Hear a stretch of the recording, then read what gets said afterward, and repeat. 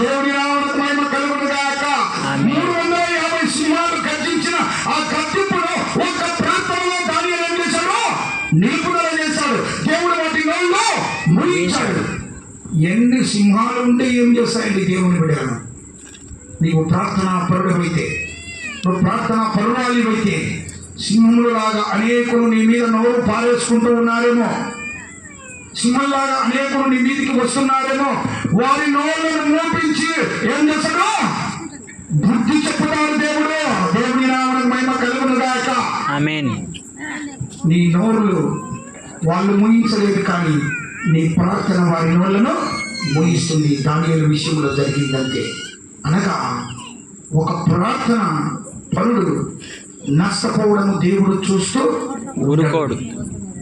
ఒక ప్రార్థనా పరునికి ఆటంకము వస్తే దేవుడు సహించలేడు. ఒక ప్రార్థనా పరుని జీవితము నాశనమైపోతుంటే ఆయన అలాగనే నిలబడి ఉండలేడు. వెంటనే కార్యమును ప్రారంభించి ఆ ప్రార్థనా పరునికి అన్ని రీతులుగా సహాయం చేసి ఆ పనుల నుండి తప్పించి